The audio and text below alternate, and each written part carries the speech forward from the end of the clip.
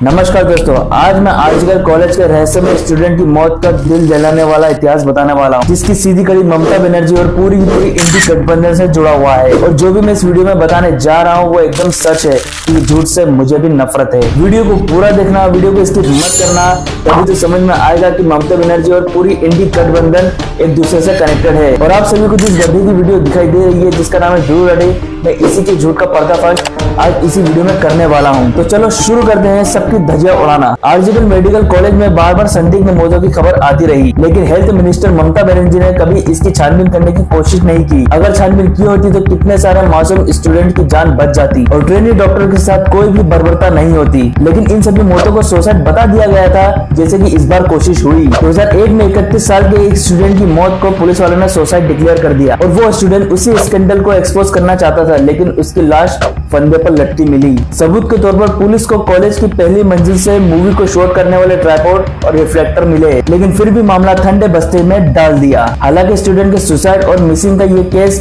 2005 तक चलता रहा, लेकिन फिर भी कोई एक्शन नहीं लिया गया। 2011 की सत्ता में आती है ममता बनर्जी, लेकिन आरजीकर मेडिकल कॉलेज में ये सिलसिला, ये संदिग्ध मौत चलता रहा। कभी 2015 में कॉलेज से सेकेंड ईयर के स्टूडेंट की लापता होने की खबर, अवैध पैसों की वसूली के कारण महिला मरीज की मौत, अचानक एक दिन 95 डॉक्टरों का इस्तीफा और फिर अगले दिन 700 और डॉक्टरों का अस्पताल छोड़ना। लेकिन किसी ने ये जानने की कोशिश नहीं की कि इतने सारे डॉक्टरों ने अस्पताल क्यों छोड़ा। क्या केवल ये सहयोग हो सकता है कि 2020 में किसी महिला डॉक्टर का सुसाइड, 2023 के एक जूनियर डॉक्टर का अस्पताल के छठी मंजिल से कूदकर आत्महत्या करना, फिर पिछले साल अगस्त 2023 में लगातार 2 इंटर्न डॉक्टर का ड्रग ओवरडोज में मौत होना और फिर इंटर्न डॉक्टर महिला के सीनियर डॉक्टर के खिलाफ मोलेस्ट की शिकायत करना। रिपोर्ट में यह भी आया कि अस्पताल में पोस्टमार्टम के लिए शवों का इस्तेमाल किया जाना। यानी कि एक बात तो सही थी कि इस आरजीकर मेडिकल कॉलेज में एक बहुत बड़ी घिनौनी चीजों का अंजाम दिया जा रहा है। अगर डॉट को कनेक्ट करें तो इन संदिग्ध मौतों के पीछे कई काली सच्चाई नजर आ रही है, लेकिन सीएम और हेल्थ मिनिस्टर ममता बनर्जी इस पर हाथ पे हाथ धरे बैठी रही। सारी रिपोर्ट अखबार में छपी,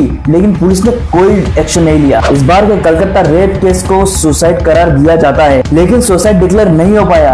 अगर बीजेपी ममता बनर्जी के खिलाफ हल्ला ना बोलती तो, क्योंकि पूरी की पूरी इंडी गठबंधन चुपचाप बैठी है और अगर कोई बोलता नहीं तो मामला वहीं के वहीं रफा दफा हो जाता, तब कर रह जाता। जैसे पिछले सारे मामले सुसाइड डिक्लेयर कर दिए गए, क्योंकि जैसे ही मोदी जी ने कलकत्ता रेप केस पर सीबीआई की जांच बिठाई और सीबीआई के हाथ में ये पूरा केस आया और सीबीआई को पता चला कि उस रूम को पूरा डिस्ट्रॉय करने की कोशिश की गई और जो प्रोटेस्ट कर रहे थे उन पर भी हमला हुआ। आरजीकर हॉस्पिटल के प्रिंसिपल को जहां जांच के लिए बिठाया जाना था, वहां उसके दूसरे ही दिन, जिस दिन रेप हुआ उसके दूसरे ही दिन उसे दूसरे किसी बड़े कॉलेज का प्रिंसिपल बना दिया गया। और ये सब कुछ हेल्थ मिनिस्टर ममता बनर्जी के नेतृत्व में हुआ, क्योंकि उसने ही ये सब करवाया था। ऐसे में ये कहना गलत नहीं होगा कि ममता बनर्जी जब तक सत्ता में रहेगी आरजीकर मेडिकल कॉलेज में आगे भी ये rape case, murder case, organ donate case होता रहेगा। खाली आरजीकर मेडिकल कॉलेज ही क्यों, कलकत्ता के बहुत सारे ऐसे हॉस्पिटल्स हैं जहाँ पे ये सब हो रहा है और ममता बनर्जी खाली बैठ बैठ के पैसे खा रही है। जब तक ममता बनर्जी इस्तीफा नहीं दे देगी,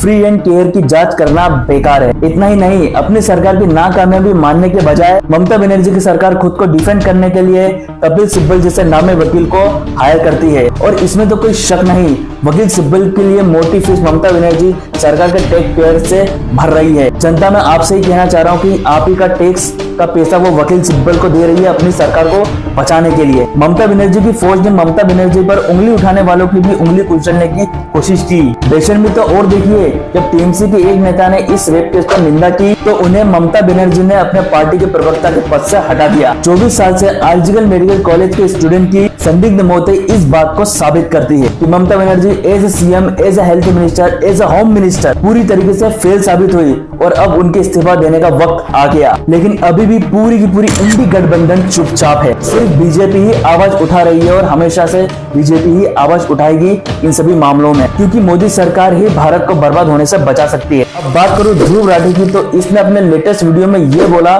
कि उस हॉस्पिटल में गुंडों और बदमाशों ने हमला किया, पर इन भाई साहब को भी पता है कि वो बदमाश और वो गुंडे किसके थे, क्योंकि ये भाई साहब उनका नाम लेने से डरते हैं और ये भाई साहब बोल नहीं सकते कि वो गुंडे और बदमाश किसने भेजे थे। हम बताते हमारे वीडियो के जरिए उन गुंडे और बदमाशों को ममता बनर्जी ने ही भेजा था, क्योंकि हमें किसी का डर नहीं है। इस ध्रुव राठी ने आगे ये बोला कि ममता बनर्जी ने ये कहा कि अगर पुलिस ये केस सॉल्व नहीं कर पाई तो वो पूरा केस सीबीआई को दे देगी। तो ध्रुव राठी, आपके दिमाग से पैदल हो, जब ममता बनर्जी इसी हॉस्पिटल के रेप केस से जुड़ी हुई है और इस रेप केस और मर्डर केस में ममता बनर्जी का पूरा हाथ है, तो वो ये क्राइम केस सीबीआई को कैसे देगी?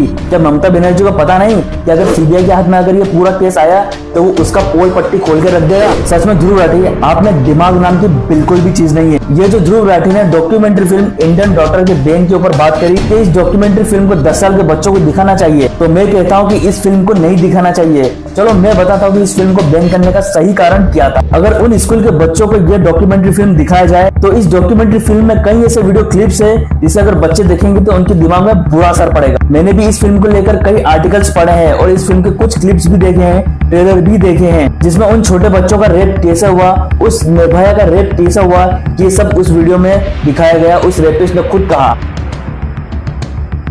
इसलिए गृह मंत्री राजनाथ सिंह ने इस फिल्म को पूरी तरीके से बैन कर दिया। पर ध्रुव राठी ये सब जनता को सच ना दिखाने के बजाय सिर्फ झूठा प्रोपेगेंडा फैलाता है। और ध्रुव राठी सच दिखाओ, यंगस्टर्स को मतलब गुमराह मत करो वीडियो बनाकर।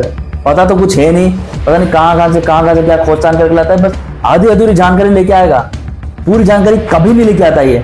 इसलिए बंद कर दो ये। दोस्तों ये जो ध्रुव राठी है खुद आप सभी के सामने सच बिल्कुल भी नहीं बोलेगा और आधी अधूरी जानकारी से आप सभी को पूरा गुमराह करेगा। और मेरी दरख्वास्त है युवाओं से कि आप सभी इस ध्रुव राठी के चैनल को अनसब्सक्राइब कर दो, वरना इसके जैसे आदमी सिर्फ मुसलमान को सपोर्ट करते हैं, हिंदुओं को बिल्कुल भी नहीं करते हैं। इसके ट्विटर अकाउंट पे जाओगे तो ये सिर्फ मुस्लिमों को सपोर्ट करते हुए दिखेगा। हिंदुओं के बारे में ऐसी गंदी चीजें इसने डाल रखी है ट्विटर पे कि मैं सोच में पड़ जाता हूँ कि ये हरियाणा का पैदा हुआ बंदा है, हरियाणा का बंदा है, ऐसी बातें करता है। इसके ट्विटर और इंस्टाग्राम को अनफॉलो करो, वरना ये आदमी आप सभी हिंदुओं को मुसलमान बना के छोड़ेगा। और इसने जो ममता बनर्जी के बचाने की बात की है ना, तो सुन लो ध्रुव राठी, ममता बनर्जी और पूरी इंडी गठबंधन के कच्चे चिट्टे खुलने वाले हैं बहुत ही जल्दी। और एक बात मैं कह दूं, लड़कियों के साथ छेड़छाड़ करना बंद करो, उनका सम्मान करो, आदर करो। अगर मेरे सामने अगर ये सब होते हुए दिख जाना, मैं इधर ना देखूंगा ना उधर ना देखूंगा, सीधे काट डालूंगा। दोस्तों आगे और भी कच्चे चिट्ठे खोलने हैं तो मेरे अगले वीडियो का इंतजार करना। और इस वीडियो को इतना शेयर करो कि पूरा सब लोग देखें और सब लोग जाने की असलियत में हो क्या रहा है। क्योंकि मैं फालतू वीडियो नहीं बनाता, सच्ची घटना पर ये वीडियो बनाता हूँ। और मैं अभी भी कह रहा हूँ, इन सब फालतू कामों में मत पड़ो, जात पात पे मत लड़ो, अपने अंदर की हिंदुओं को जगाओ, वरना मेरे अगले वीडियो में जो मैं बताने वाला हूँ ना, वो सब सुन के आप शॉक हो जाओगे कि असलियत में अपने भारत में हो क्या रहा है। इस वीडियो को उन लोगों तक पहुंचाओ जो लोग अभी भी जागरूक नहीं हुए हैं, उनको जगाओ, उनके अंदर के हिंदुओं को जगाओ। जय हिंद, जय श्री राम।